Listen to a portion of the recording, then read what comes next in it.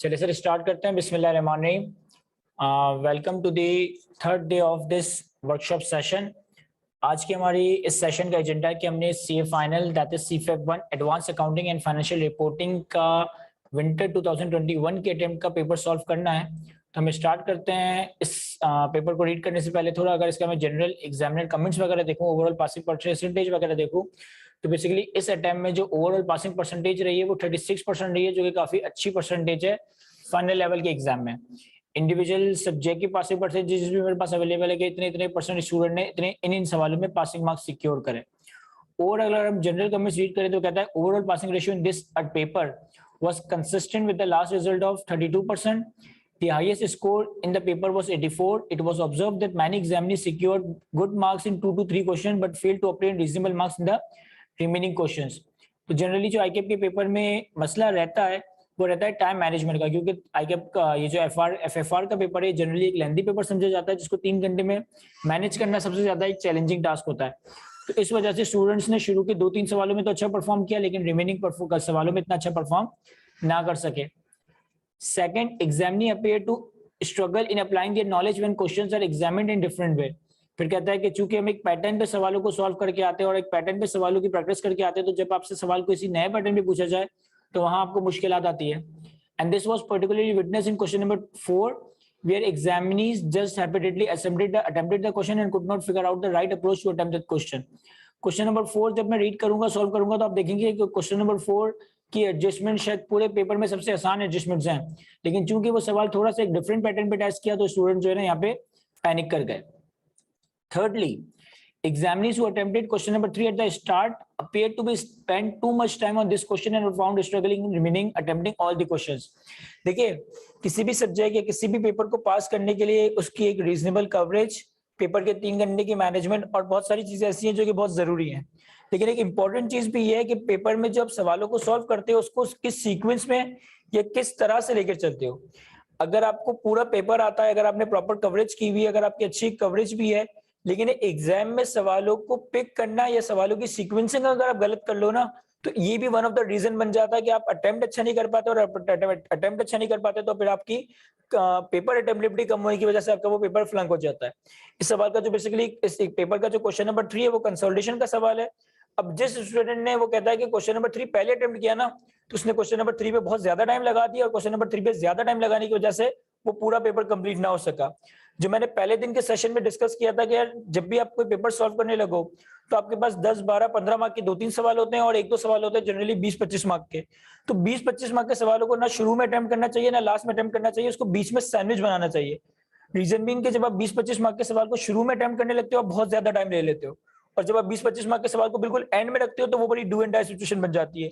तो हमेशा कोशिश करें किसी भी पेपर में कि अगर आपके पास एक लेंथी सवाल आ रहा है 20-25 मार्क का, तो उसको आप सेंटर में बीच में सैंडविच बनाने की कोशिश करें। अब एग्जामिनर यहाँ पे यही कह रहा है कि जिन लोगों ने क्वेश्चन नंबर 3 जो कि कंसोलिडेशन का सवाल है वो सबसे पहले अटेम्प्ट किया, वो पूरा पेपर अटेम्प्ट ना कर सके। Examinees are therefore advised to switch the next question when they have a reasonable time on a particular question. तो आपको टाइम को मैनेजमेंट इस तरीके से करनी है कि पेपर के 3 घंटों को इक्वली डिवाइड करना है। ऐसा ना हो कि पहले घंटे में हम 20-22 मार्क का पेपर सॉल्व करें, दूसरे घंटे में हम 30-35 मार्क का पेपर सॉल्व करें और तीसरे घंटे में 40-45 मार्क का, जो कि जनरल स्टूडेंट कर रहा होता है। आपको शुरू से ही स्पीड पकड़नी है और आपको शुरू से ही पेपर की टाइम को इस तरह से मैनेज करना है कि हर 1 घंटे में हम कम से कम 30-35 मार्क का पेपर सॉल्व कर रहे हो तो जाके आप पेपर को अपने 85-90 मार्क का अटेम्प्ट कर सकोगे। एनीहाउ ओवरऑल मैं समझता हूँ ये पासिंग परसेंटेज, और इससे पहले जो हमने लास्ट 2 अटेम्प्ट के मजीद पेपर सॉल्व करे थे अपने पिछले 2 दिनों में, तो उसमें हमने देखा था कि सीफेप 1 का वो पेपर, सीफेप 1 का जो ये पेपर है इसमें आपका एग्जामिनर काफी ज्यादा कंसिस्टेंट है। पिछली 3, 4, 5 अटेम्प्ट को मैं देखूं तो रिजल्ट आपका मोर देन 30% है, और मोर देन 30% का रिजल्ट एक पॉजिटिव, एक गुड साइन है आप लोगों के आने वाले अटेम्प्ट के लिए भी, और एग्जामिनर की कंसिस्टेंसी को भी शो करता है। एनीहाउ हम स्टार्ट करते हैं सर आज के इस पेपर को। हम स्टार्ट कंसोलिडेशन के सवाल से ही करते हैं। तो क्वेश्चन नंबर 3 है इस पेपर का जो कि कंसोलिडेशन के एरिया पे टेस्ट किया गया है। क्वेश्चन नंबर 3 हमारे पास, following are the draft statement of financial position, following are the draft statement of financial position of Andromeda Limited and Elecpicatel Limited as at 31 December 2020। हमें इन्होंने 2 कंपनीज की बैलेंस शीट, इन्होंने हमें 2 कंपनीज की balance sheet 31 December 2020 पे provide करी है। Read करते सर, बैलेंस शीट में हमारे पास आ रहा है एसेट में property plant and equipment, investments, current asset, asset held for sale. Equity and liabilities में हमारे पास आ रहा है share capital, share premium, retained earning and liabilities. और हमारे पास कुछ एडिशनल इन्फॉर्मेशन अवेलेबल है। एडिशनल इन्फॉर्मेशन को रीड करने से पहले अगर मैं सवाल की रिक्वायरमेंट रीड करूं तो सवाल की रिक्वायरमेंट में कहता है हमसे prepare consolidated statement of financial position as at 31 December 2020 in accordance with the requirement of IFRS. Also list down the information given in the question which have no effect in your working. एक तो आपको consolidated balance sheet बनानी है, साथ साथ आपको ये भी बताना है कि इस सवाल में कौन सी ऐसी इन्फॉर्मेशन थी जो कि आपको यूजलेस दी हुई थी, जो कि आपको एक्स्ट्रा दी हुई थी, जिसका सवाल के सोल्यूशन में कोई काम नहीं था। तो बहरहाल इस सवाल को रीड करते हैं, सॉल्व करते हैं। सबसे पहले एडिशनल इन्फॉर्मेशन पॉइंट नंबर 1 में कहता है on 1st January 2020 AL acquired 60% shareholding in EL through share exchange of 1 share in AL for every 3 shares in EL। 1st जनवरी, अच्छा हमारे सवाल में ईयर एंड किया सर, हमारे सवाल में ईयर एंड है 31 दिसंबर 2020। 31 दिसंबर 2020 पे आपको बैलेंस शीट बनानी है। करंट ईयर के पहले दिन 1 जनवरी 2020 पे आपने 60% शेयर होल्डिंग एक्वायर किया EL का, शेयर एक्सचेंज ट्रांजेक्शन की है। EL के हर 3 शेयर के बदले हमने अपनी कंपनी का 1 शेयर इशू करा है। The fair value of each share of AL and EL were 105 and 30 respectively on that date. Share issued by AL have not been incorporated, have not been recorded in the books. इन्होंने subsidy का 60% share holding acquire करने के लिए जो shares issue करें इसको record नहीं करा है। कोई बात नहीं सर, हम इसको रिकॉर्ड कर लेंगे। On the acquisition date, EL retained earnings were 2050 million. Fair value of the net asset was equal to the carrying value except the following. कह रहा है सब्सिडी के सारे नेट एसेट्स की कैरिंग वैल्यू फेयर वैल्यू बराबर थी। सारे asset की net carrying value fair value बराबर थी और कुछ इसमें एक्सेप्शंस है जिसके बारे में मैं बता रहा हूं। सबसे पहले बुलेट में कहता है EL investment represent investment in PL Limited and Associate whose fair value was higher than its carrying value by 100 million. Further, EL share of profit from associate for the year 2020 amounted to rupees 120 million has not been recorded in the EL books. कह रहे जब आपने subsidy को acquire कराना तो day 1 पे subsidy की balance sheet पे एक इन्वेस्टमेंट इन एसोसिएट आ रहा था, इन्वेस्टमेंट इन पीएलवी लिमिटेड के नाम से। इस इन्वेस्टमेंट की फेयर वैल्यू कैरिंग वैल्यू से 100 मिलियन ज्यादा थी और ये आपने फेयर वैल्यू की एडजस्टमेंट रिकॉर्ड करनी है। और इस सब्सिडी के पास जो एसोसिएट इन्वेस्टमेंट रखी हुई है ना, इसने फॉर द ईयर प्रॉफिट कमाया 120 रुपए का, जो कि सब्सिडी ने रिकॉर्ड नहीं करा, तो हम इसको रिकॉर्ड कर लेंगे। Fair value of the asset held for cell, fair value of the asset held for cell, अगर आप बैलेंस शीट पे देखें तो बैलेंस शीट में करंट एसेट में सबसे लास्ट में आ रहा है asset held for cell, subsidy की बैलेंस शीट में 400। Fair value of asset held for cell was higher than carrying value by 15 million because of cost to sell। कह रहा है इस सब्सिडी की बैलेंस शीट पे जो 400 रुपए का 400 मिलियन का एसेट हेल्ड फॉर सेल आ रहा है, ये रिकॉर्ड हुआ हुआ है fair value less cost to sale पे, और इसकी कॉस्ट टू सेल है 15, यानी कि इसकी फेयर वैल्यू कितनी होगी 415। तो 415 माइनस 15 करके इसको सब्सिडी ने 15 पे रिकॉर्ड किया हुआ है। अब इस एडजस्टमेंट में हमने क्या करना है सर, हमने हमेशा से कंसोलिडेशन में IFRS 3 में ये बात पढ़ी है कि हम जितने भी सब्सिडी के एसेट और लायबिलिटीज होते हैं, जितने भी सब्सिडी के एसेट और लायबिलिटीज होते हैं, इवन कंटीजेंट लायबिलिटी भी अगर हो तो आप डेट ऑफ एक्विजिशन पे उस लायबिलिटी को, उस एसेट और लायबिलिटीज को फेयर वैल्यू पे रिकॉर्ड कर लेते हो। लेकिन IFRS 3 में इसकी कुछ एक्सेप्शंस हैं। मैं आप लोगों के सामने IFRS 3 भी ओपन कर देता हूं, IFRS 3 बिजनेस कॉम्बिनेशन का। इस IFRS 3 में अगर आप इस हेडिंग पे आओगे, recognising and measuring the identifiable asset acquired, the liabilities assumed and any non controlling interest in the acquiree. In Paris में बेसिकली ये लिखा हुआ है कि आप एक सब्सिडी के एसेट्स, लायबिलिटीज और नॉन कंट्रोलिंग इंटरेस्ट को किस तरह से मेजर करते हो। इस अगर मैं इसको सर्च करूं इस हेडिंग को, तो मेरे पास आ गया recognising and measuring the identifiable asset acquired, the liabilities assumed and the non controlling interest in the acquiree. मैं ज़ाहिर सारी बातें तो अभी रीड नहीं करूंगा क्योंकि हमारे पास लिमिटेड टाइम है। इस पैरा में बेसिकली अगर आप मेजरमेंट प्रिंसिपल में आएंगे तो मेजरमेंट प्रिंसिपल में आपको मिल जाएगा the acquiree shall measure the identifiable asset acquired and liabilities assumed at their acquisition date fair value। यानी कि सब्सिडी के सारे आइडेंटिफाइबल एसेट और लायबिलिटीज को आप फेयर वैल्यू पे रिकॉर्ड करते हो। फिर इसके कुछ एक्सेप्शंस भी हैं। एक्सेप्शंस पैरा नंबर 21 से लेकर 31 में गिवन है। इस एक्सेप्शन को अगर मौका मिले तो जरूर रीड कर लीजिएगा। इसी एक्सेप्शन में हमारे पास एक एक्सेप्शन है पैरा 31 में कि अगर सब्सिडी के पास कोई एसेट हेल्ड फॉर सेल आ रहा है तो उसको कैसे रिकॉर्ड किया जाएगा। कहता है the acquirer shall measure and acquired non current asset और disposal group that is classified as held for sale at the acquisition date in accordance with IFRS 5 that is at fair value less cost to sell, at fair value less cost to sell. यानी कि अगर subsidy के पास कोई asset non current asset held for sale या disposal group आ रहा है तो आप इसे एक्विजिशन डेट पे फेयर वैल्यू पे नहीं बल्कि fair value less cost to sale पे ही रिकॉग्नाइज करोगे। तो यानी कि अगर हम अपने सवाल पे वापस आए तो हमें इसको 415 पे लेकर नहीं जाना, हम इसको 400 पे ही रिकॉग्नाइज रखेंगे। Anyway, contingent asset and contingent liabilities disclosed in the financial statement of EL at acquisition date had a fair value of 20 million and 60 million respectively.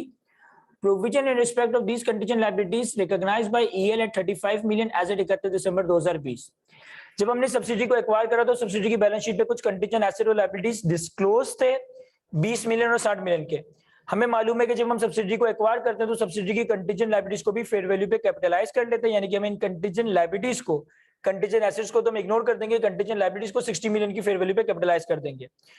Year and तक सब्सिडी ने भी इस 60 मिलियन की कंटीजेंट लायबिलिटी में से 35 million अपने पास already record कर लिया है, तो ईयर एंड पे हमारी ये एडजस्टमेंट 60 से कम होकर 25 तक रह जाएगी।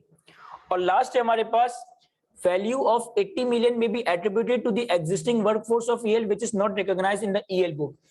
सब्सिडी के पास कुछ वर्कफोर्स है जिसकी फेयर वैल्यू 80 मिलियन की है।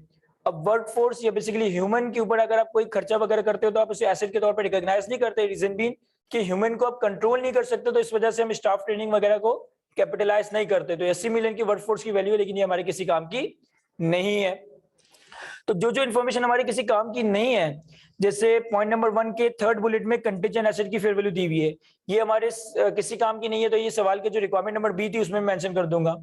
पॉइंट नंबर 1 के चौथे बुलेट में इन्होंने वर्कफोर्स की फेयर वैल्यू दी 80 मिलियन, ये हमारे किसी काम की नहीं है, तो मैं इसे सवाल की रिक्वायरमेंट नंबर बी में मेंशन कर दूंगा कि इस पॉइंट नंबर 1 में ये दो इन्फॉर्मेशन ऐसी थी जो हमारी किसी काम की नहीं थी। तो ये पॉइंट नंबर 1 पूरा का पूरा पहली सब्सिडरी ईएल से पर्टेनिंग है। फिर हमारे पास आते हैं पॉइंट नंबर 2 पे।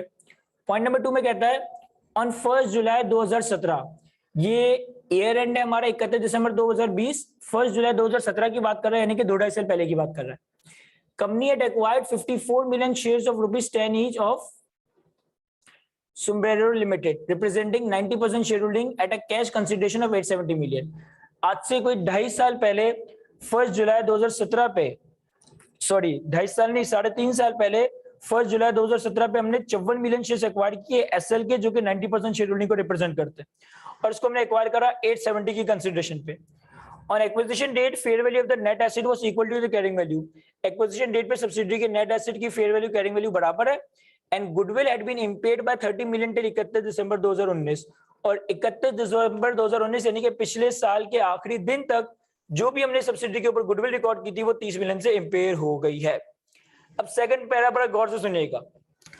ऑन 1 जनवरी 2020 यानी कि करंट ईयर के पहले दिन company dispose of 30 million shares in SL. देखिए हमारे पास 54 मिलियन शेयर्स थे जो कि 90% शेयर होल्डिंग को रिप्रेजेंट करते थे। अगर मैं 54 मिलियन शेयर्स को 90% से ग्रॉस अप करूं तो ये बनता है 60 मिलियन शेयर्स, यानी कि सब्सिडरी की टोटल 60 मिलियन शेयर्स हैं, जिसका 90% 54 मिलियन शेयर्स मैंने एक्वायर करे में। अब मैंने 1 जनवरी 2020 पे इस 50 मिलियन में से 30 मिलियन शेयर्स बेच दिए, तो इसका मतलब है मेरे पास कितने शेयर्स रह गए सर? हमारे पास शेयर्स रह गए 24 मिलियन, और अगर मैं 24 डिवाइडेड बाय 60 करूं तो ये बनता है 40%, यानी कि 1 जनवरी 2020 पे जब आपने 54 मिलियन में से 54 मिलियन में से 30 मिलियन शेयर्स बेच दिए तो साल के पहले दिन ही इस सब्सिडरी का स्टेटस लूज हो गया था। साल के पहले दिन ही ये सब्सिडरी से कन्वर्ट होकर एसोसिएट बन गई थी। आपकी शेयर होल्डिंग परसेंटेज 90% से 40% पे आ गई थी। ये basically partial disposal with loss of control का कॉन्सेप्ट है। The consideration of 550 million was credited to investment upon receipt। Company ने क्या करा है कि 550 की जो अमाउंट है इसे इन्वेस्टमेंट में क्रेडिट कर दिया। इस डिस्पोजल को कंपनी ने कैसे रिकॉर्ड किया? Cash debit investment credit. On 1 October 2020 AL further disposed of 9.6 million shares in AL। कह रहे फिर हमने ड्यूरिंग द ईयर 1 अक्टूबर 2020 पे जो हमारे पास 24 मिलियन शेयर्स रह गए थे उसमें से भी 9.6 मिलियन शेयर्स बेच दिए। तो अगर मैं 24 में से 9.6 माइनस करूं तो मेरे पास शेयर्स रह गए 14.4 मिलियन, और अगर मैं 14.4 मिलियन को 60 से डिवाइड करूं तो ये बनता है 24%, यानी कि अभी भी मेरे पास 24% शेयर होल्डिंग है। अभी भी मैंने एसोसिएट का स्टेटस लूज नहीं करा। मेरे पास ओरिजिनली 90% शेयर्स थे, 90% में से मैंने 50% शेयर्स बेचे तो 40% शेयर्स रह गए, फिर मैंने कुछ और शेयर बेचे तो मेरे पास 24% शेयर होल्डिंग रह गई है। तो पहले मैं सब्सिडी से एसोसिएट बना, फिर एसोसिएट का ही मैंने कुछ डिस्पोजल करके एसोसिएट का स्टेटस मेंटेन रखा है। However AL still retains significant influence on SL. The consideration of 208 million was credited to retained earnings upon receipt. और ये जो 9.6 मिलियन शेयर्स हमने 208 के सेल करे, इसको हमने रिटेन अर्निंग में रिकॉर्ड कर दिया, यानी कि हमने cash debit retained earning credit कर दिया। Retained earning and the fair value of each share of SL at various date are as follow. इन्होंने हमें डिफरेंट डेट्स पे 1 जुलाई 2017 पे, 1 जनवरी 2020 पे, 1 अक्टूबर 2020 पे, 31 दिसंबर 2020 पे, इन डिफरेंट डेट्स पे रिटेन अर्निंग का नंबर बताया है और SL के शेयर्स की फेयर वैल्यू बताई है। कहता है AL fair values non controlling interest on the acquisition date at its fair value. हमारी पॉलिसी है कि हम नॉन कंट्रोलिंग इंटरेस्ट को फेयर वैल्यू पे कैरी करेंगे, यानी कि बेसिकली ये सवाल फुल गुडविल मेथड का सवाल है। और हमें बैलेंस शीट बनानी है कंसोलिडेटेड, और साथ साथ वो इन्फॉर्मेशन भी बतानी है जो कि हमारे किसी काम की नहीं है। तो एक अच्छा सवाल है, लेकिन कोई नए पैटर्न पे सवाल नहीं, इस तरह का ही सवाल आईक्यू के पास पेपर में कंसोलिडेशन से रिलेटेड टेस्ट भी किया गया है। मैं चाहता हूं कि पहले एक दफा इस सवाल को अच्छे से आप लोग गो थ्रू करें, तो फिर हम इसको सॉल्व करते हैं। चलिए सर सॉल्व करते हैं सवाल को। क्वेश्चन नंबर 3 हमारे पास विंटर 2021 के अटेम्प्ट का।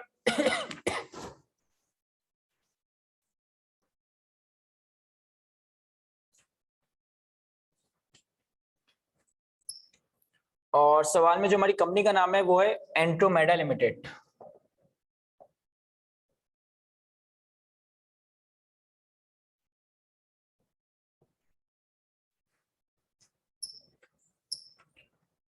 और पहले मैं अपनी पहली सब्सिडी के हवाले से काम कर रहा हूं जिसका नाम है इलिप्टिकल।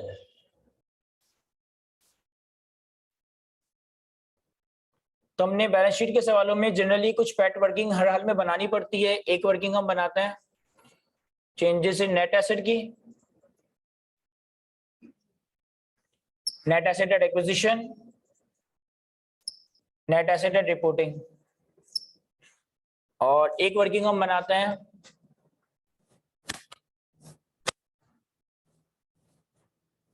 गुडविल की, एक वर्किंग हम बनाते हैं नॉन कंट्रोलिंग इंटरेस्ट NCI की, और एक वर्किंग हम बनाते हैं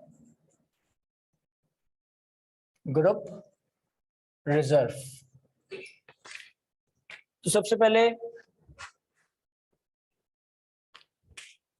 हमारे पास ग्रुप रिजर्व में पेरेंट की रिटेन अर्निंग्स तो एज इट इज आ जाएगी, दैट इज 3500। बैलेंस शीट से अगर मैं AL का नंबर उठाऊं तो AL की रिटेन अर्निंग्स हमारे पास बैलेंस शीट पे अवेलेबल है, दैट इज 3500। फिर हम पहले बात करते हैं अपनी पहली सब्सिडरी EL के हवाले से, इलिप्टिकल लिमिटेड। EL को हमने एक्वायर करा 1 जनवरी 2020 पे, और हमारा ईयर एंड है 31 दिसंबर 2020। और हमारी जो होल्डिंग है इसमें कितनी है 60%। और NCI को हमने फेयर वैल्यू पे, यानी कि गुडविल, हम फुल गुडविल मेथड के तहत इस सवाल को सॉल्व करेंगे।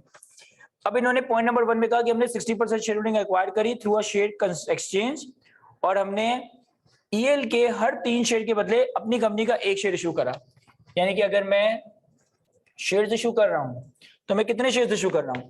अगर आप EL की बैलेंस शीट देखें, अगर आप EL की बैलेंस शीट देखें तो EL की बैलेंस शीट पे शेयर कैपिटल आ रहा है 1100 का, सही है, 1100 का शेयर कैपिटल। इसे अगर मैं डिवाइडेड बाय 10 कर दूं तो 110 नंबर ऑफ शेयर्स हो गए। हर शेयर की पार वैल्यू 10 रुपए, तो 1100 को डिवाइड बाय 10 करेंगे तो 110 नंबर ऑफ शेयर हो गए। मैंने 60% शेयरिंग एक्वायर करा, यानी कि 110 का 60%। और शेयर एक्सचेंज ट्रांजेक्शन किया है कि मैंने हर 3 शेयर के बदले अपनी कंपनी का 1 शेयर इशू करा है। इसे मैं मल्टीप्लाई कर देता हूं 1/3।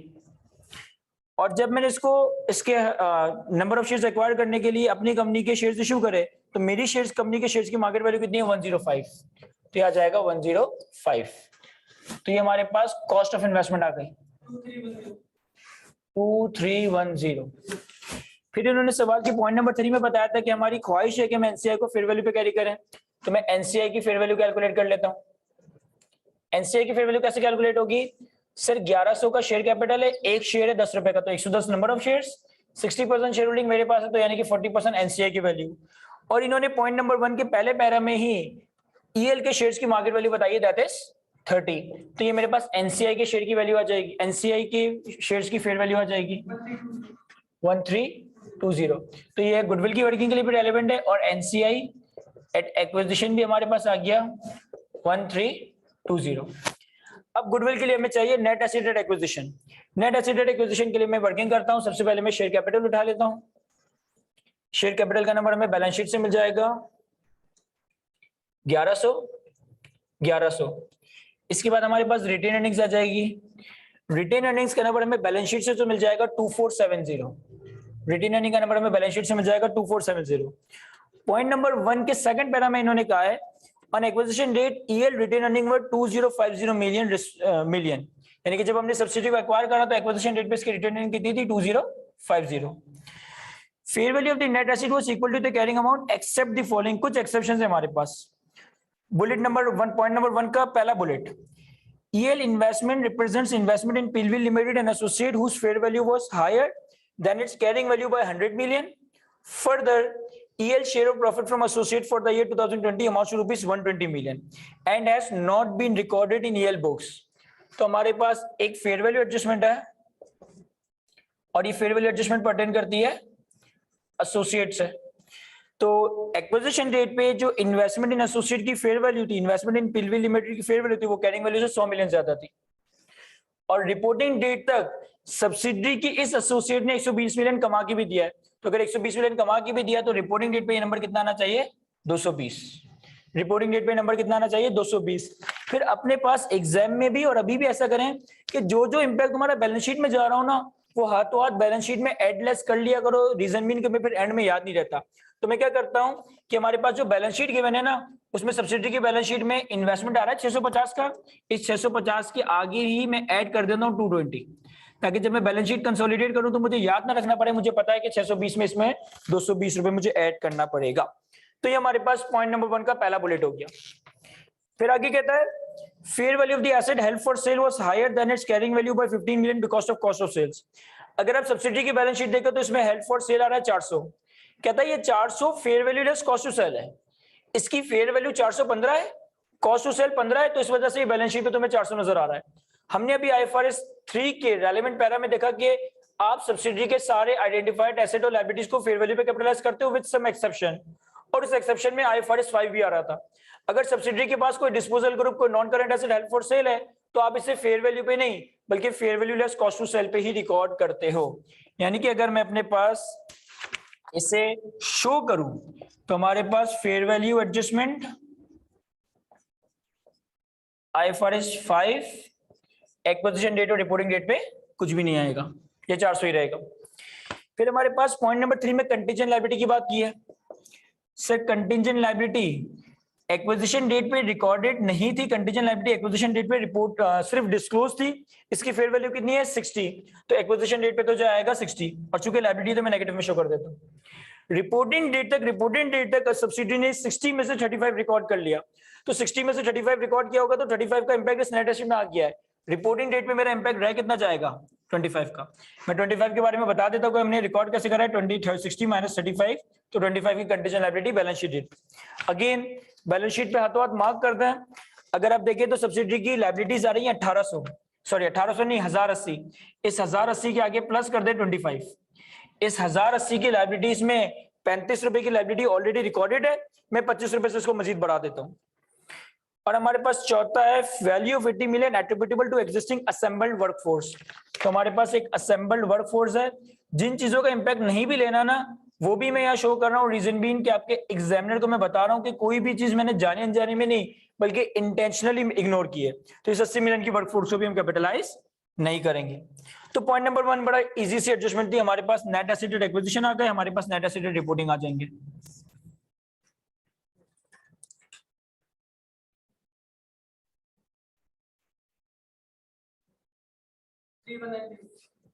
थ्री वन नाइन जीरो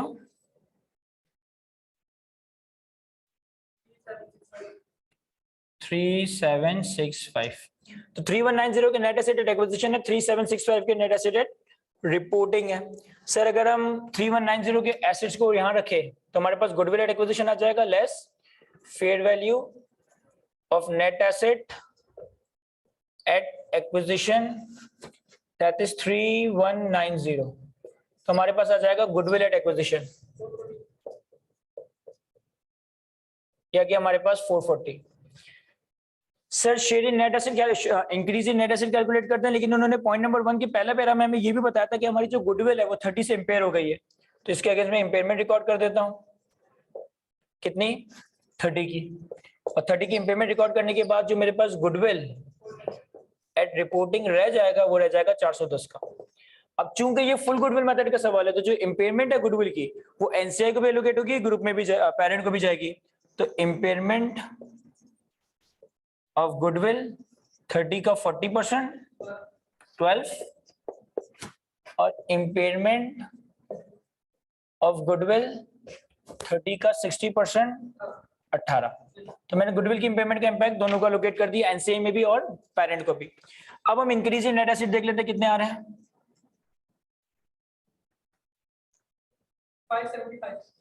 575 का हमारी सब्सिडी ने ग्रो करा है, जिसका 60% हिस्सा पेरेंट के पास रिकॉर्ड होगा, 40% हिस्सा एनसीआई के पास रिकॉर्ड होगा। तो अगर 575 को 60-40 करते हैं 345 230, तो 230 की एनसीआई हमारी सब्सिडी से पर्टेनिंग है, पोस्ट एक्विजिशन 230, तो हमारे पास एनसीआई एट रिपोर्टिंग डेट का नंबर आ गया ईएल के हवाले से।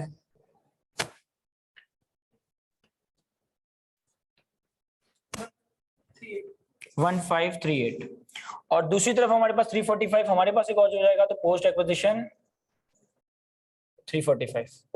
इसका टोटल नहीं कर रहा क्योंकि इसमें और चीजें हो रही हैं। अच्छा, फिर इन्होंने पॉइंट नंबर 1 में ये भी बताया था कि जब आपने सब्सिडी को एक्वायर करने के लिए सब्सिडी को एक्वायर करने के लिए शेयर्स इश्यू करे ना, तो आपने इस ट्रांजैक्शन को रिकॉर्ड नहीं करा, तो मैं इस ट्रांजैक्शन को रिकॉर्ड करता हूं। तो मैं इस ट्रांजैक्शन को रिकॉर्ड कैसे करूंगा सर, एट एक्विजिशन, यानी कि 1 जनवरी 2020 पे जब मैंने सब्सिडी को एक्वायर किया होगा, तो मैंने सब्सिडी के नेट एसेट्स कैपिटलाइज किए होंगे, ये हमारे पास हैं कितने 3190। मैंने सब्सिडी की गुडविल कैपिटलाइज की होगी, ये हमारे पास एट एक्विजिशन कितनी आएगी 440। मैंने सब्सिडी के एक्विजिशन पे एनसीआई रिकॉर्ड की होगी, तो एनसीआई एक्विजिशन कितना आएगा 1320, और इस सब्सिडी को एक्वायर करने के लिए मैंने अपनी कंपनी के शेयर्स इशू करें, तो हमारे पास शेयर कैपिटल और शेयर प्रीमियम क्रेडिट होगा। कितने से सर, सब्सिडी की 1100 शेयर कैपिटल था, 10 रुपए का एक शेयर था, 60% शेयर्स हमने एक्वायर करे, और हमने कितने शेयर्स इशू करे सर, हमने हर 3 शेयर के बदले 1 शेयर इशू करा था, तो मैं मल्टीप्लाई बाय 1/3 कर दूं, तो ये मेरे पास नंबर ऑफ शेयर्स आ जाएंगे। ये मेरे पास नंबर ऑफ शेयर्स आ जाएंगे कि मैंने अपनी कंपनी के कितने शेयर्स इशू करें 22। और अगर हमारी पार वैल्यू 10 रुपए, तो 22 का मतलब है कि 220 रुपए का अमाउंट हमारा शेयर कैपिटल में गया होगा। हमारे शेयर्स की मार्केट वैल्यू कितनी थी at the date of issuance 105, तो अगर 22 मिलियन शेयर्स की 10 रुपए की अमाउंट यहां गई, तो 22 मिलियन मल्टीप्लाई बाय 105 माइनस 10, बाकी का जो अमाउंट है वो हमारा शेयर प्रीमियम में गया होगा। 22 मिलियन शेयर्स इशू करे 105 की वैल्यू पे, 10 रुपए शेयर कैपिटल में गए, तो 105 और 10 का डिफरेंशियल 2090। और अगर हमने सब कुछ सही किया तो हमारी ये रेंजेबल एंट्री रिकंसाइल करनी चाहिए, जो कि ऑब्वियसली रिकंसाइल कर रही है। अब अगेन हाथों हाथ चीजों को मैं बैलेंस शीट में प्लॉट कर देता हूं, आखिर में रिलाई नहीं करता अपनी मेमोरी पे, तो मुझे करना क्या है कि पेरेंट की बैलेंस शीट पे अगर आप देखें ना, तो 3400 का शेयर कैपिटल आ रहा है, इस 3400 में 220 रुपए ऐड कर दें शेयर कैपिटल में, और अगर आप पेरेंट की बैलेंस शीट देखें तो 1200 का शेयर प्रीमियम आ रहा है, इसी 1200 में 2090 ऐड कर दें शेयर प्रीमियम में। मैं क्या कर रहा हूं कि पेरेंट की बैलेंस शीट में शेयर कैपिटल में 2200 ऐड कर रहा हूं, और शेयर प्रीमियम में 2090 ऐड कर रहा हूं, ये दो नंबर से अपना शेयर कैपिटल शेयर प्रीमियम बढ़ा दूंगा। तो ये हमारे पास पहली सब्सिडी और सवाल की एडजस्टमेंट नंबर 1 कंप्लीटली मैनेज हो जाते हैं। कॉपी करें सारी चीजों को, फिर हम दूसरी सब्सिडी पे आते हैं।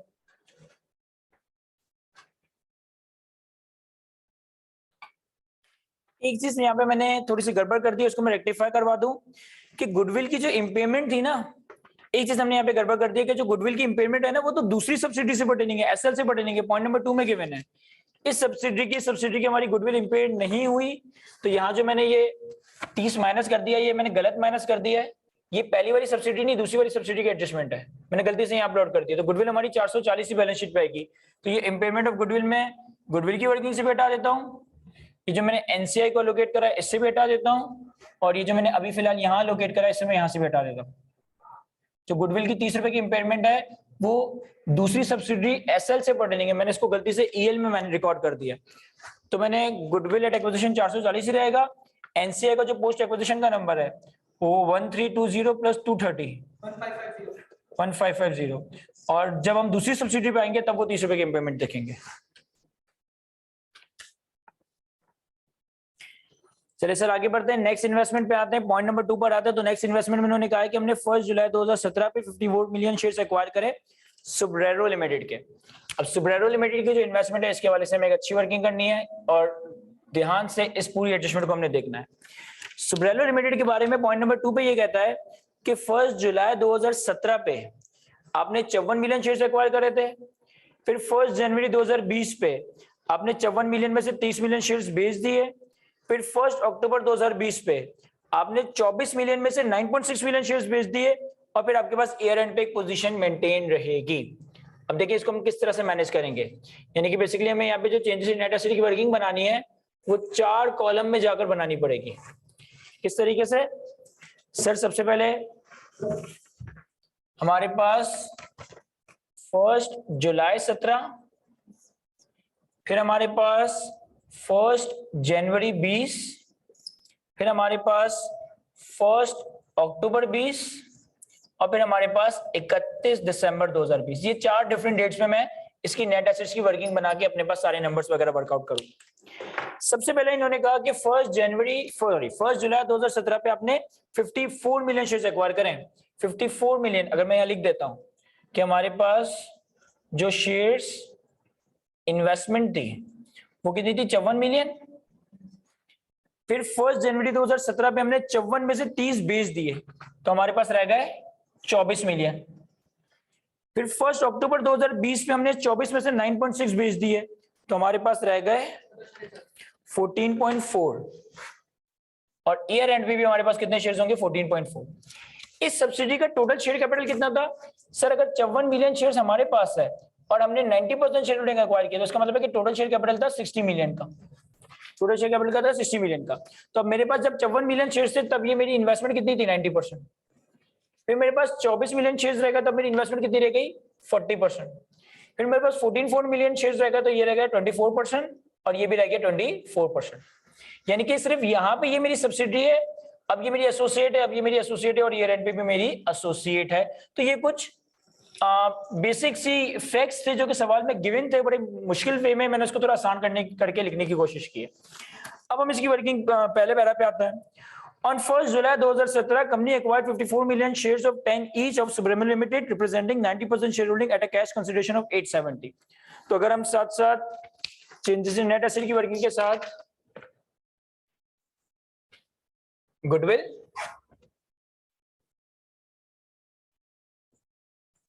और एनसीए की वर्किंग भी स्टार्ट करें, तो हमारे पास सबसे पहले कॉस्ट ऑफ इन्वेस्टमेंट आ जाएगा, यानी कि हमने इसको एक्वायर करने के लिए, हमने सब्सिडी को एक्वायर करने के लिए कितनी कंसिडरेशन पे की? 870 की। फिर इन्होंने कहा on acquisition date fair value of the net asset was equal to their carrying value. SL goodwill had been impaired by 30 million till 31 December 2019। सबसे पहले हम एक्विजिशन डेट का सारा काम कर लेते हैं। हमारे पास गुडविल आ गया 870।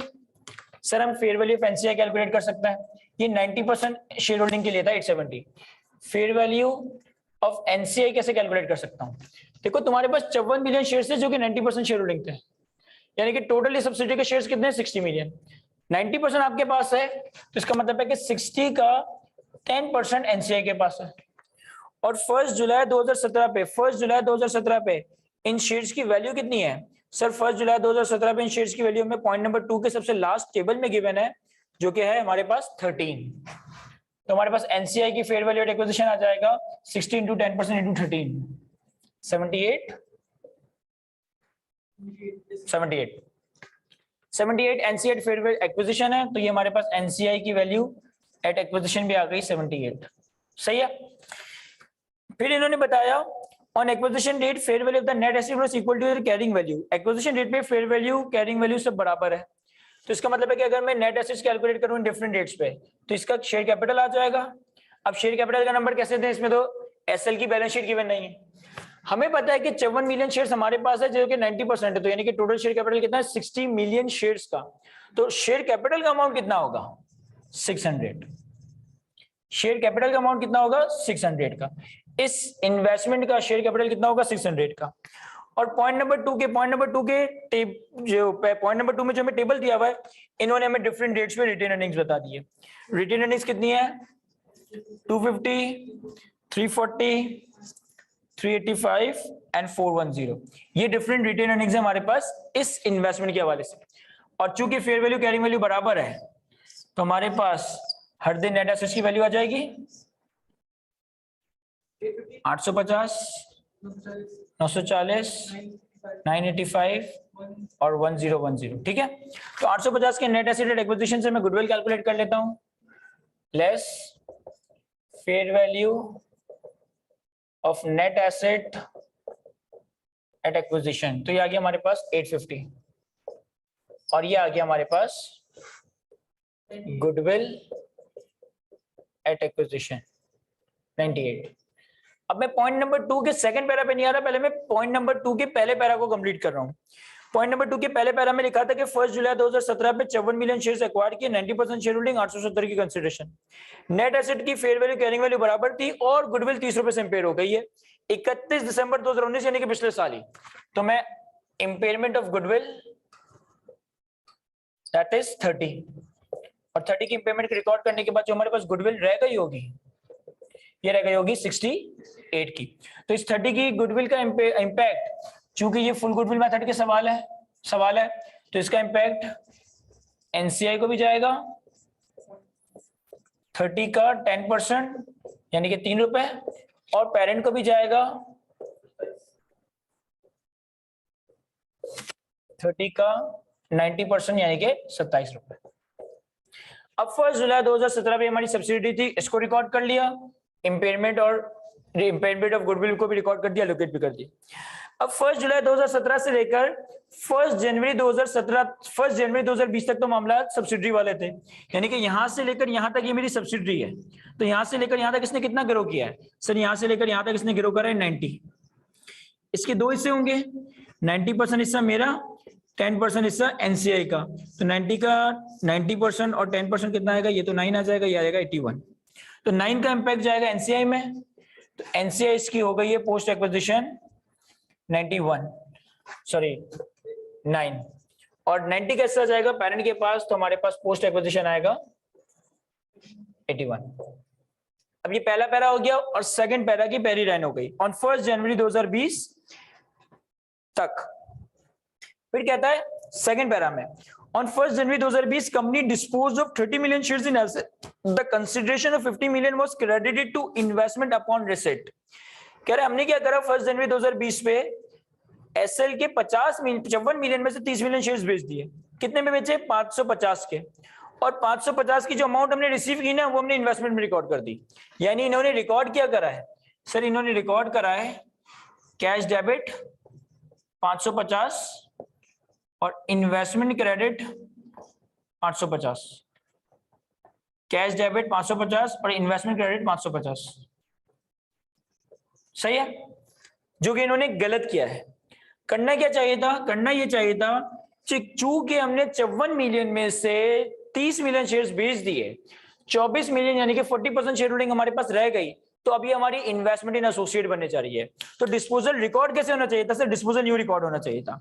सर हमारे पास कुछ कैश आया, कितना कैश आया 550 का, हमारे पास इन्वेस्टमेंट इन एसोसिएट रिकॉर्ड होगा, कितना रिकॉर्ड होगा सर 50 में से अगर मैंने 30 मिलियन शेयर्स बेचे हैं तो 24 मिलियन शेयर्स मेरे पास रह गए। और चूंकि अब हमारा स्टेटस चेंज हो रहा है, सब्सिडी से एसोसिएट बन रहा है, तो ये इन्वेस्टमेंट इन एसोसिएट फेयर वैल्यू पे चली जाएगी। सर 1 जनवरी 2020 पे आपके पास जो टेबल गिवन है उस पे 1 जनवरी 2020 पे शेयर्स की फेयर वैल्यू कितनी है 18, तो 24 इंटू 18 432। सर जब ये सब्सिडी नहीं रही हमारे पास, तो इस सब्सिडी के नेट एसेट्स हमारे पास से जाएंगे। इस सब्सिडी के नेट एसेट्स हमारे पास कितने सर 940। जब ये सब्सिडी नहीं रही हमारे पास, तो सब्सिडी की गुडविल जाएगी। सर सब्सिडी की गुडविल कितनी जाएगी 68। और सर जब ये सब्सिडी नहीं रही तो सब्सिडी की एनसीआई हमारे पास से जाएगी, तो एनसीआई कितनी जाएगी सर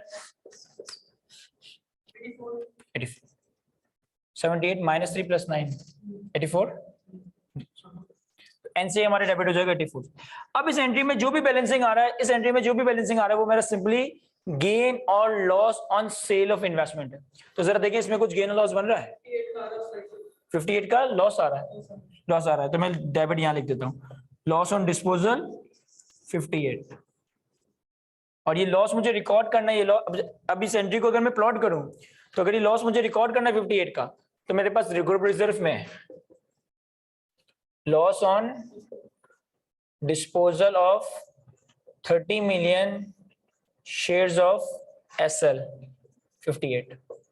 और दूसरा काम अपने बैलेंस शीट पे सही क्या करना है कि इन्होंने कैश जो रिसीव किया था ना वो इन्वेस्टमेंट में क्रेडिट कर दिया था, इन्होंने जो कैश रिसीव किया था वो इन्वेस्टमेंट में क्रेडिट कर दिया था। तो आपके पास बैलेंस शीट पे जो 550 जो आपके पास बैलेंस शीट पे इन्वेस्टमेंट आ रही है 320, इसमें आप ऐड कर दें 550, इसमें आप ऐड कर दें 550, तो हमारे पास ये सब कुछ रिकॉर्ड हो गया। इसके बाद अभी भी सेकंड पैरा कंप्लीट नहीं हुआ। सेकंड पैरा में कहता है कि 30 मिलियन शेयर्स का डिस्पोजल था 550 में, उसको मैंने सब कुछ सही कर दिया। On 1 October 2020 L further dispose of 9। अब ये जो कहानी है ना सारी एसोसिएट की कहानी चल रही है, क्योंकि मेरे पास बोर्ड पे लिमिटेड जगह है और अब गुडविल की वर्किंग और एनसीए की वर्किंग का कोई काम नहीं है, तो मैं चाहता हूं पहले आप लोग ये चीज कॉपी कर लें ताकि मैं गुडविल और एनसीए की वर्किंग मिटा दूं। ये नेट एसेट की वर्किंग तो मुझे आगे भी काम आएगी, लेकिन गुडविल और एनसीए का कुछ काम नहीं है। क्यों? क्योंकि मैं एनसीए भी डी-रिकॉग्नाइज कर चुका हूं, मैं गुडविल भी डी-रिकॉग्नाइज कर चुका हूं। तो पहले एटलीस्ट ये सब कॉपी कर लेते, फिर मैं आगे बढ़ता हूं। सर एक चीज थोड़ी सी मैंने एंट्री आगे पीछे कर दी कि हमारे पास लॉस ऑन डिस्पोजल नहीं आ रहा, गेन आ रहा है, 58 का ही आ रहा है। तो ये जो लॉस मैंने यहाँ लिखा है ये लॉस गेन बन जाएगा।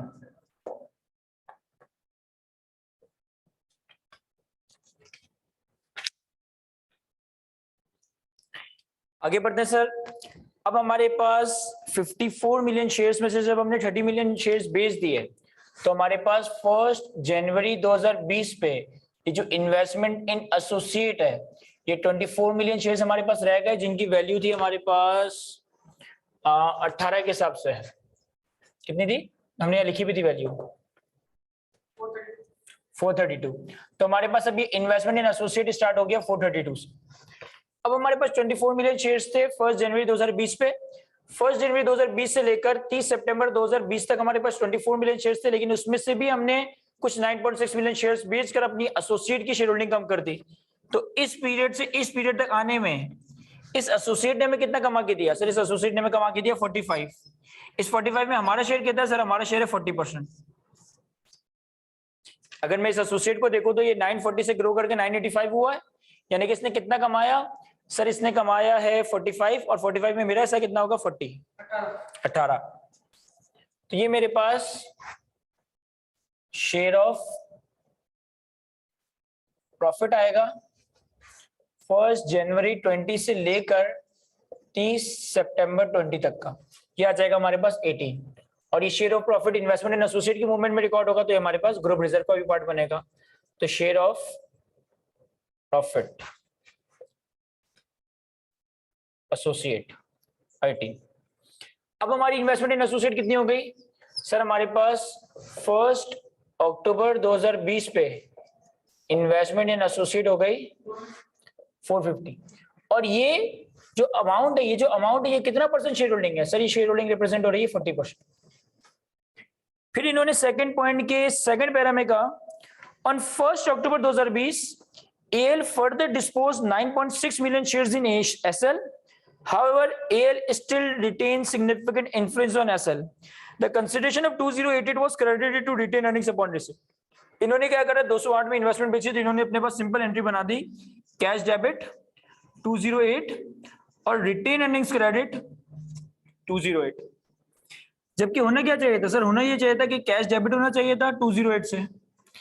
इन्वेस्टमेंट इन एसोसिएट में से ही कुछ पोर्शन बेचा है। कितना पोर्शन बेचा है? सर 450 रिप्रेजेंट करा है 40%। इस 40% में से आपने 16% बेचा, तो आपके पास 24% रह गया। तो मुझे अपने पास डिस्पोजल प्रोपोर्शनेट करना चाहिए, 450 multiply by 16% divided by 40%। 450 multiply by 16% divide by 40%।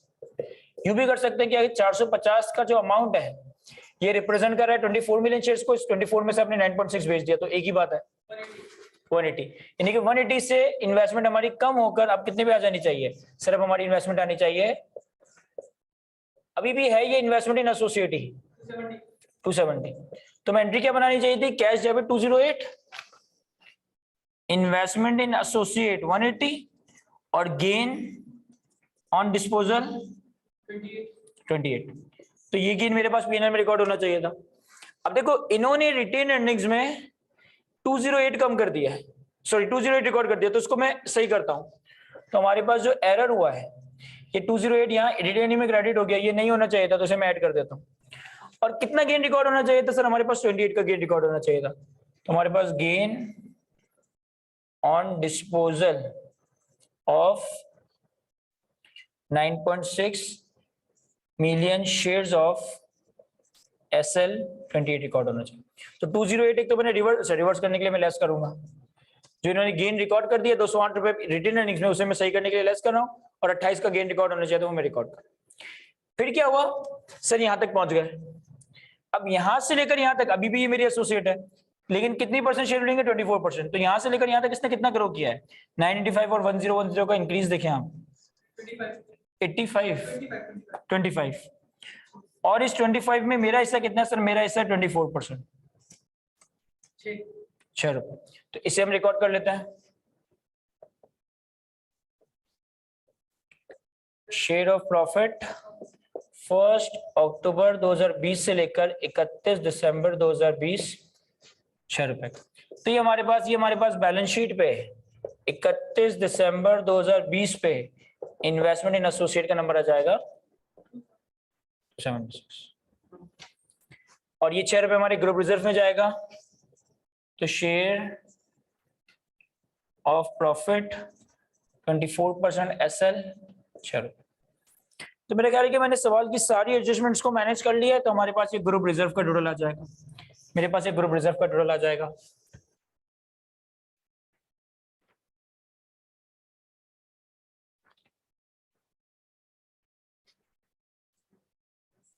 आराम से करो, मसला नहीं है। 3801। तो अब बस मुझे बैलेंस शीट बनानी है, जल्दी से इस वर्किंग को कॉपी कर लेते हैं। मैडम बैलेंस शीट बना लेते हैं, ग्रुप रिजर्व की वर्किंग और इन्वेस्टमेंट इन एसोसिएट की वर्किंग। तो मैडम बैलेंस शीट पे आते हैं, ये हमने 276 लिखा है।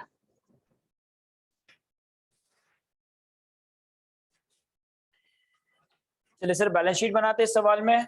तो सबसे पहले हमारे पास एसेट्स में गुडविल आ जाएगा। अब जो हमारी पहली वाली सब्सिडी थी दैट वाज इलिप्टिकल लिमिटेड, सिर्फ इसी को गुडविल आ रही होगी। इसकी गुडविल आई गेस 440 थे, क्योंकि दूसरी सब्सिडी तो आपकी सब्सिडी ही नहीं रही। फर्स्ट वाली जो सब्सिडी थी उसकी गुडविल हमारे पास 440 है, 440। इसके बाद हमारे पास property plan and equipment, property plan and equipment में कोई एडजस्टमेंट नहीं है हमारे पास। तो 5300 प्लस 1700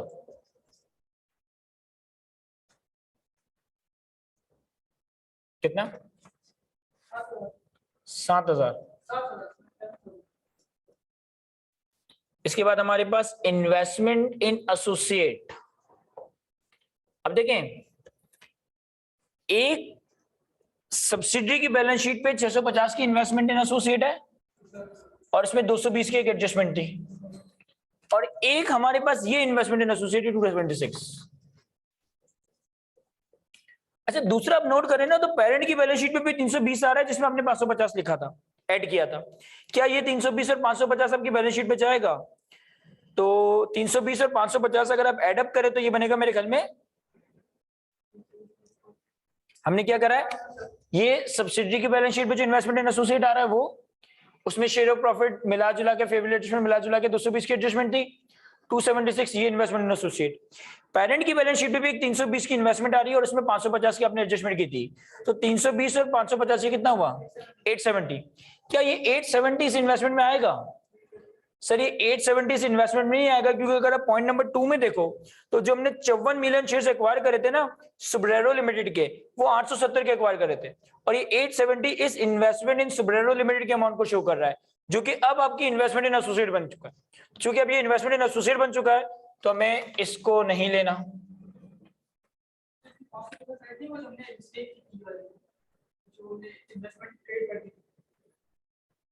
नहीं, क्यों? देखो, आपने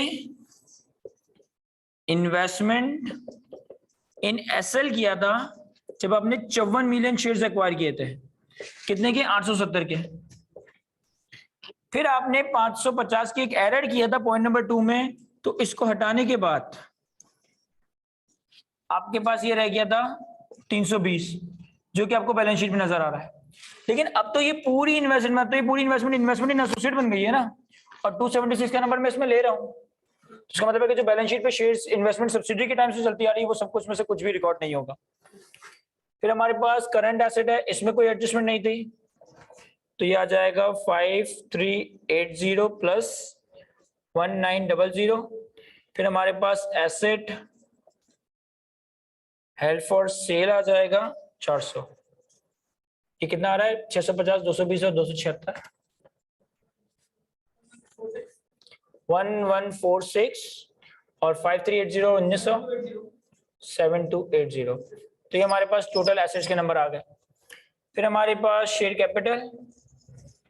कैपिटल पेरेंट का 3400 और इसमें एक 220 की एडजस्टमेंट थी, तो ये हो जाएगा 3620। फिर हमारे पास आ जाएगा शेयर प्रीमियम, सर 1200 रुपए का शेयर प्रीमियम पेरेंट का है और इसमें एक एडजस्टमेंट थी 2090 की, तो ये हो जाएगा 3290। फिर हमारे पास आ जाएगा ग्रुप रिजर्व, तो ग्रुप रिजर्व का नंबर हमने कैलकुलेट किया हुआ, दैट इज 3801। फिर हमारे पास आ जाएगा एनसीआई। अब एनसीआई सिर्फ ईएल की आएगी क्योंकि एसएल तो सब्सिडी नहीं रही। ईएल की एनसीआई आपके पास कैलकुलेटेड है 84, सिर्फ 84।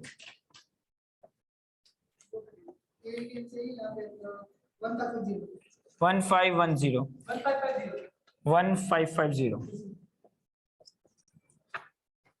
और फिर हमारे पास आ जाएगा करंट लायबिलिटी, जिसमें कोई एडजस्टमेंट नहीं थी, तो 2900 नहीं, एक एडजस्टमेंट थी 2900, 1080 और 25 रुपए की एडजस्टमेंट 4005। तो अब जरा देखें क्या ये मैच कर रहा है।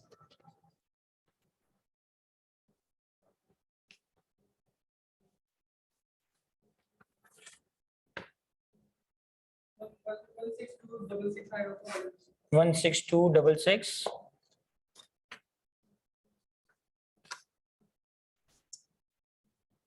यही। तो हमारा ये जो सवाल का पार्ट ए था, बैलेंस शीट वाला एरिया, वो तो कंप्लीट हुआ जाता है। अच्छा, सवाल की एक रिक्वायरमेंट नंबर 2 भी थी। रिक्वायरमेंट नंबर 2 में इन्होंने हमसे कहा था कि आपने बताना है कि कौन सी इंफॉर्मेशन ऐसी है जो कि यूजलेस इंफॉर्मेशन है, कौन सी इंफॉर्मेशन ऐसी है जो कि हमें सवाल में गिवन है लेकिन इसका कोई काम नहीं है, तो वो भी मैं बता देता हूं।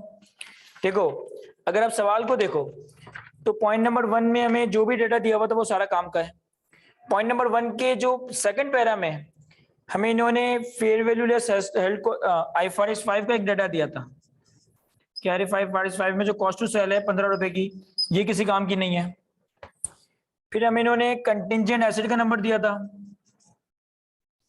कंटिंजेंट एसिड कितने थे? 20 के, ये किसी काम के नहीं थे।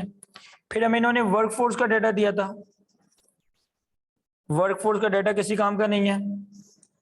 फिर उन्होंने पॉइंट नंबर 2 में 54 मिलियन शेयर एक्वायर करे, 90%, 870 की, ये सारी इन्फॉर्मेशन हमने यूज की है। गुडविल की इम्पेयरमेंट को हमने यूज करा है। सेकंड पैरा में जो इन्फॉर्मेशन थी वो भी यूज हमने करी है। सेकंड पैरा में जो हमारे पास टेबल है, इसमें जो 4 रिटेन अर्निंग्स के नंबर है, ये सारे रिटेन अर्निंग्स के नंबर हमने यूज करे। लेकिन हमें जो एसएल के शेयर्स की फेयर वैल्यू बताई इन्होंने, एक बताया था 13 की फेयर वैल्यू मैंने इस्तेमाल की थी 1 जुलाई 2017 पे एनसीआई कैलकुलेट करने के लिए। एक फेयर वैल्यू बताइए 18, ये भी हमने इस्तेमाल किया था इन्वेस्टमेंट इन एसोसिएट की फेयर वैल्यू कैलकुलेट करने के लिए। लेकिन 1 अक्टूबर 2020 और 31 दिसंबर 2020 पे जो हमें सवाल में फेयर वैल्यू बताई है एसएल के शेयर्स की, दैट इज 19 और 20, ये हमारे किसी काम की नहीं थी। तो ये हमारे पास कुछ इंफॉर्मेशन ऐसी थी जो कि सवाल में एक्स्ट्रा दी हुई थी, सवाल की रिक्वायरमेंट नंबर बी थी, तो ये भी मैंने इसको बता दिया। तो यहां तक हमारा ये सवाल कंप्लीट हो जाता है। बैलेंस शीट कॉपी करें तो फिर हम अगले सवाल पे आते हैं।